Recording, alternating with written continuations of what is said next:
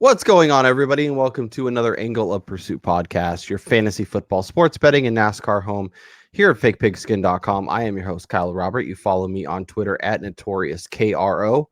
With me to help break down the Week 8 waiver wire, it's Brian Twining. What's up, Brian?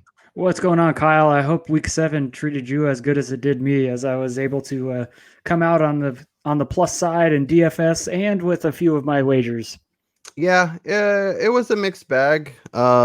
Some definite hits, some definite not so muches, but it's been a wild season. Lots of injuries. Obviously, we lost Odell again. We lost Odell yesterday for the season. We lost Debo for maybe some time. Jeff Wilson scores 3 touchdowns, and on the third touchdown gets his ankle rolled up on. We'll talk about that situation here in a bit. Let's not forget the Cowboys lost the NFL Shield as they've been relegated to the AAA. Yeah, the Cowboys are an absolute dumpster fire, and Mike McCarthy is just bringing that ship down. Like, he is the iceberg, and the Cowboys are the Titanic, and it is finally coming to an end. But let's talk Week 8 waiver wire. There's a lot of names that we want to rip through. We'll mention a lot of the situations.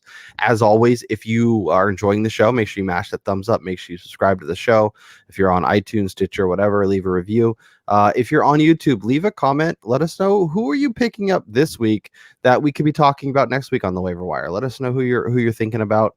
We're always looking for those preemptive strikes as preemptive pickups. So, Brian, without further ado, let's dive in and let's talk running backs because there's a few names. Let's start in San Francisco. So, as I mentioned, Jeff Wilson Jr. or I don't know what happened to his ankle exactly, but he got it rolled up on. He's going to miss some time. Raheem Mostert's still out for a couple weeks. There is a outside shot that Tevin Coleman returns, who's rostered in only 27% of leagues. This was a guy that was people, like 2 years ago was like a second or third round pick.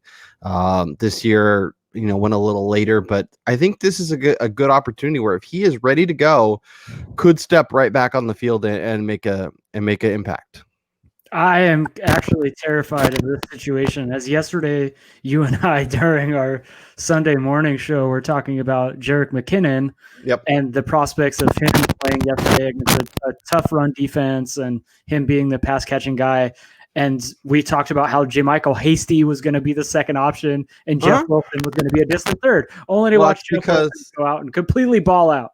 Yep, and Kyle Shanahan mentioned after the game that his plan the whole time was to have Jerick McKinnon rest and actually not play. And there's a lot of coach manipulation. Maybe we should trust our guts a little bit more. I did like Jeff Wilson. I thought it was an interesting spot. But, I like to absorb the information that I'm given and adjust my rankings as I see fit or adjust my opinions as they need to be. So I don't know about you, but I'm still holding Jerick McKinnon because if Coleman can't play and obviously Mostert's going to miss a couple more weeks, I think he's a good play this week. As scary as it is with Shanahan pulling his shenanigans, I don't know. There's something there. I think he's still interesting, and I think he's rostered in about 80% of leagues. So I have a feeling people are going to drop him because they're after what happened yesterday. If that happens in your league, I wouldn't be shy, especially if you're running back needy, about going to the waiver wire because there's a good chance that Tevin Coleman doesn't play this week. Mostert is definitely out. Wilson is definitely out. So it's actually going to be what we expected last week, which is McKinnon with a dash of Michael Hasty, and Hasty actually looked pretty decent, having some impressive runs. He even got the announcers to mention a Marshawn Lynch cut type comp, which it's obviously has the dreads coming out the back, but has that nice side to side jump cut go. Looked like a physical runner, even though he's a little bit smaller. So both guys I think are incredibly interesting. And the one thing about this Niners offense is they've shown an ability to run the ball effectively no matter who's in the backfield.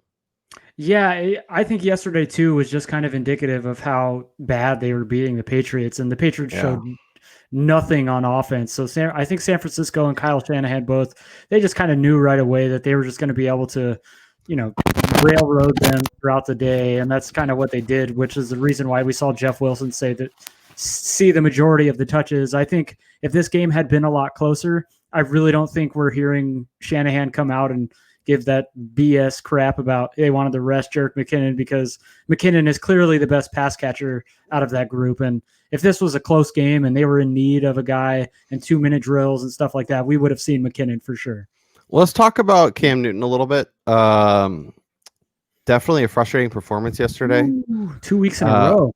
Well, I mean, the week before he was not great in terms of a passing, but had added the rushing and ended up having a decent enough day.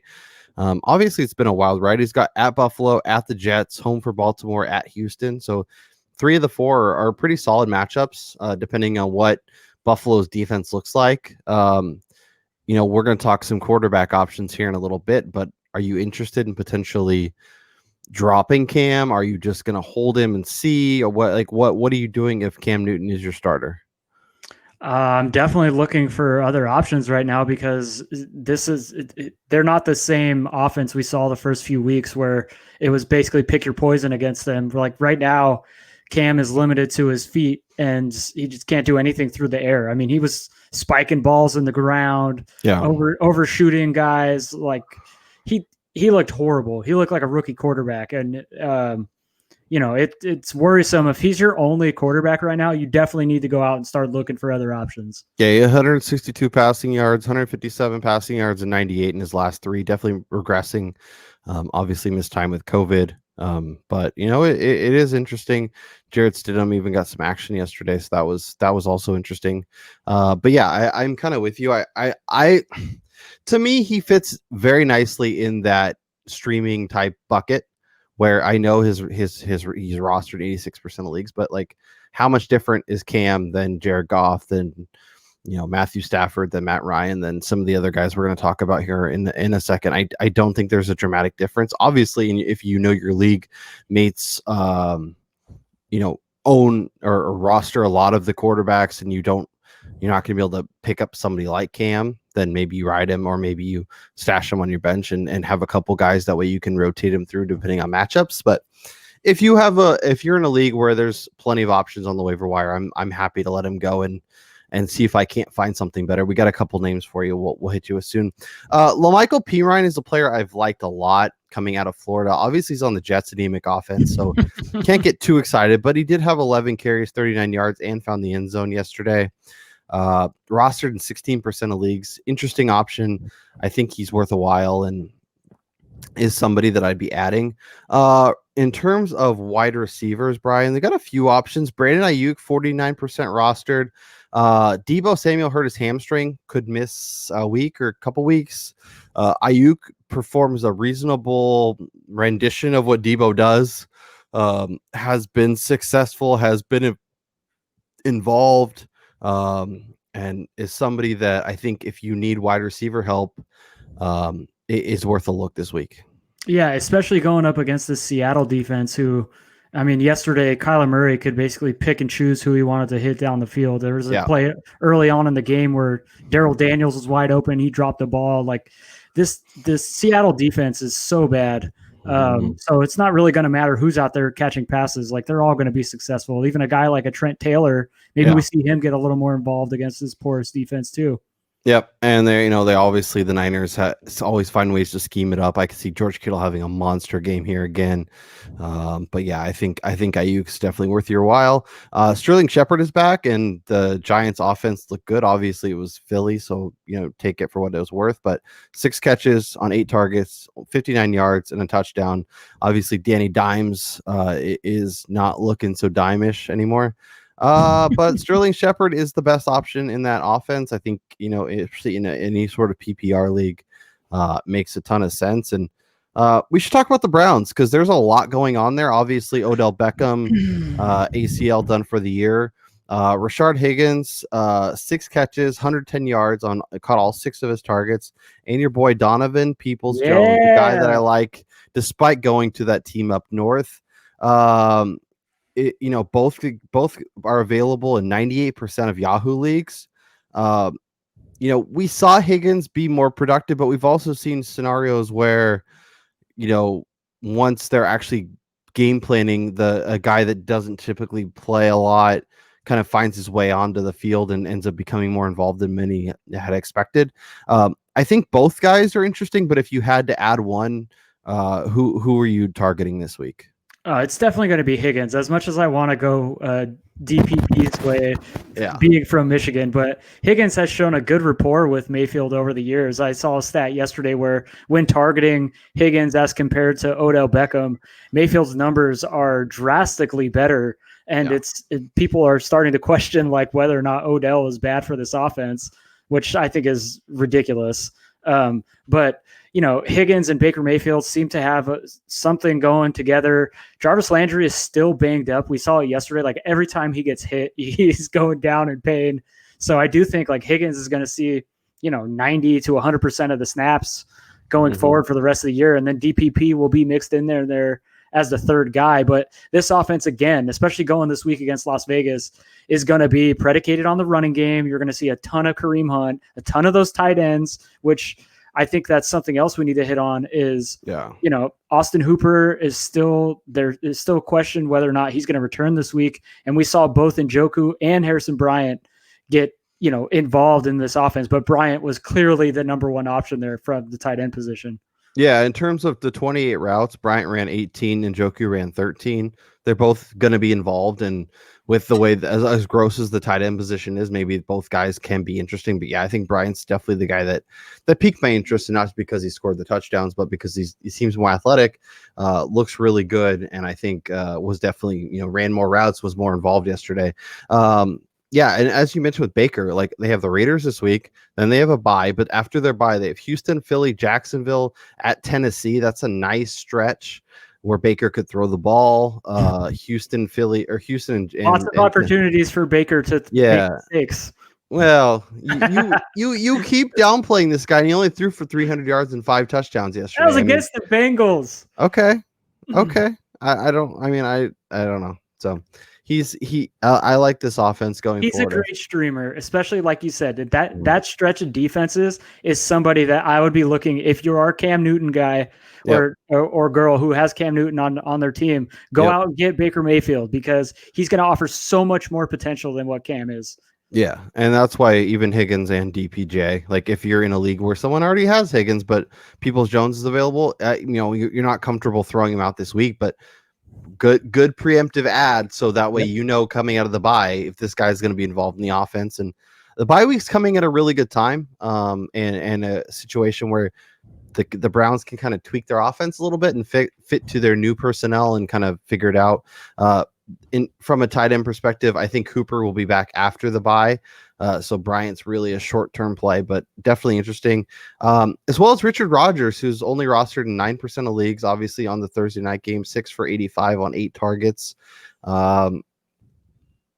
Carson Wentz will throw to a tight end. He doesn't care if it's Ertz or Goddard or Rodgers or you or me. Or obviously Hakeem Butler on a freaking fade on his first snap of the year. Like what the hell? If we're a tight end in Philly, we're gonna get targets funneled our way. So he's another guy that with Ertz out for another couple weeks, with Goddard probably missing a little more time. Somebody's gonna catch passes, and as much as it stinks. For me, I'm always looking for volume at tight end over a lot of things, especially when you're streaming down in this level. Obviously, that's a big part of why I was pounding the table for Kelsey and Kittle coming into the season. As much as it sucks to use that high draft capital, they're just so lock and loaded every week. At quarterback, we have a couple options. I'll go first. You go next. Derek Carr. Like I don't know what the guy needs to do. Obviously coming off of his bye, didn't have the greatest matchup per se, but was still able to be incredibly fantasy viable. 284 yards, 2 touchdowns at Cleveland, who Joe Burrow just lit up, at the Chargers, who can be thrown all over, Denver. We saw what they did yesterday. Kansas City, he what did he do against Kansas City? Only 347-3. At Atlanta, at the Jets, home for Indy, home for the Chargers, home for Miami, at Denver. Like Derek Carr could be a fantasy championship level quarterback down the stretch. And if you're frustrated with Carson Wentz, or you're Cam Newton, or you're just, hemming and hawing, or you're dealing with the Matt Ryan nonsense, like, I would drop all those guys and use Derek Carr down the stretch, especially with his bye out of the way. And his offensive line should be healthy for next week. So, and they were okay. They weren't great against Tampa Bay, but Tampa Bay has a really solid front. Yes. So to see them perform as well as they did yesterday, and that game was a lot closer than I think the score indicated until the very end. It was basically 24-20, and then it was like 41-20 before you could even blink. So I think that makes sense. And I think, at quarterback, obviously, let's stay in the Bay Area and talk about the guy that you picked out, because I think he makes a ton of sense as well. Yeah, and I mean, it's got to be the everlasting roller coaster ride of Jimmy Garoppolo this week, going up against the Seahawks defense, who is just torched by Kyler Murray. They've been beat up by every single opponent that they've played this year. Garoppolo is going to be, even if Debo misses, like Brandon Aiyuk is showing out finally, like he's healthy. George Kittle's there, even without the running backs that are their top 3 guys. Like, they're going to be able to move the ball against the Seahawks defense. And with Seattle more than likely being able to score on them, this is going to be probably a higher scoring affair than we're used to seeing between Seattle and San Francisco. Yeah. And give me the opposing quarterback to the Seahawks defense all day. Yep, totally agree. Let's talk about your Dallas Cowboys before we get out of here, because I think it's definitely something worth talking about, especially as people decide, who am I cutting to make room for some of these ads? And is DiNucci really going to be your starter going into next week? Because Andy Dalton got murdered. Like, he's like, forced into early retirement. Dak's obviously not coming back anytime soon. Maybe in theory they could make a Ryan Fitzpatrick type trade, but I don't see how that would make sense. Obviously, from a fantasy perspective, we'd love that, but if we assume that whatever they play at quarterback is not going to be ideal, what pieces of this offense are you comfortable using and rolling out there each and every week? This might be a situation where I'm sitting all of my Cowboys, Ezekiel Elliott included, until we see some kind of continuity on this offense, because Zeke has not been the same guy. I saw a stat late last night, like he's last in the NFL in average yards after contact for running backs with minimum of like 100 touches. Dude can't hang on to the ball. Yesterday, he didn't lose a fumble, but he did drop kind of an off-target pass, which led to another interception by Andy Dalton. The offensive line is worse than a sieve. It's basically their turnstiles that are missing panels right now. This offense is in shambles. All the pieces are crap. Like, CeeDee Lamb had targets yesterday, but he can't get open when the quarterback is under duress within 2 seconds, and the quarterback just has to chuck it up. And now they got DiNucci, who's going to be playing back there, a 7th round rookie. No, thank you. I want no part of anybody on this offense. The only one I'd still roll out there is Amari Cooper. 7 targets yesterday, 7 catches, 80 yards. But I think that was with Dalton. Yeah, I still think he'll be fine. But you have to look at your other options too. If you have Allen Robinson and Robert Woods and Kenny Golladay and like those kind of names, then obviously, you probably need to look elsewhere. But if he's your best option, especially in any sort of PPR, I expect him to get plenty of volume. And I think he'll be able to do enough to catch it. But like Dalton Schultz isn't interesting anymore. Zeke is incredibly frustrating. Looks terrible. Can't hold on to the football. Tony Pollard, if they hadn't just given him a fat contract, there'd probably be a switch there, and maybe that Zeke would be on his way out the door. But it's always good to pay a running back right after they're ready to fall off the cliff. That's very Cowboys of them, and this is going to set them up for another run of Quincy Carter and. Hey, don't be knocking my boy Quincy. I think they made the playoffs once with him. Yeah. So we'll see how Dallas goes. Hopefully they figure out the Dak situation going next year. But this year it's going to be ugly. And outside of Amari Cooper, I think I'm sitting as many options. Obviously, if you have Michael Gallup is, to the hopefully he goes somewhere else. I also Deontay Johnson. I always want to call him Deontay Thompson. Yes. Came back and was heavily involved once again. And then re-injured himself. Chase Claypool is somebody you want to hold on to. Don't drop him. But if Deontay Johnson is healthy, he's clearly third in the pecking order, even in decent matchups. They'll find ways. He'll have spots where he explodes a little bit, but in Dynasty, if someone's frustrated, go trade for him, because people are. It was really funny. I saw a poll Monday, where Deontay Johnson was last and Claypool was the first option as the asset people would want from the Steelers passing game. And then after yesterday's game, nobody was voting for Claypool and everyone was voting for Juju and Deontay Johnson. So it's really funny how, like, we were literally one game and people are completely out. So, play Dynasty as a long-term game, not as a daily. It's not daily fantasy.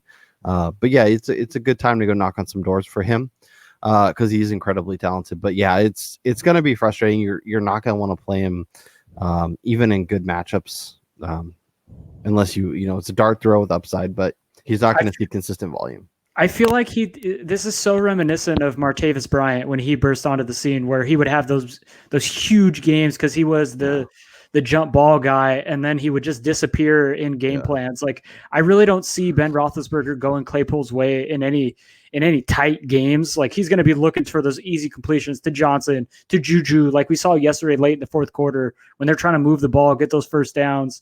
It was Juju and Johnson. Like, that was who Roethlisberger was looking for. Yeah. So, okay, Brian, I think that will cover this week's waiver wire. We will be back on Thursday to break down the week 8 slate from a gambling perspective. Obviously at FPAOP, at Notorious Caro, at Greasy Rules. If you have questions about your waiver wire, about trades, about any of that stuff, feel free to shoot us a DM. Feel free to drop us an at. Good luck on the waiver wire. Hopefully your claims process. Go make some trades. Go get some players to help you win. It sounds like Christian McCaffrey is practicing, so there's a chance that he's back this week. DJ Moore broke out in a big way, which I think was interesting. I'm curious to see what happens over the next couple weeks there. Mike Davis, Alexander Madison, these guys are going to be players you're going to hold on to. Yes. If somehow Chase Edmonds is still available in your league. The Cardinals are on bye this week, but he's probably going to be the starter coming out of the bye, not only because he's looked way better outside of the Cowboys game, but Kenyon Drake got broken in half yesterday. So we'll see how that plays out. Yeah. So that one, Debo, Austin Hooper, there's a few injuries we'll be monitoring if we have updates, obviously. And then head to fakepigskin.com on Tuesday, and I'll have my waiver wire column there where if anything happens in Monday night's game or if we get any news between now and then, I will make sure to update that. But for Brian Twining, I'm Kyle Robert, and we'll talk to you guys next time.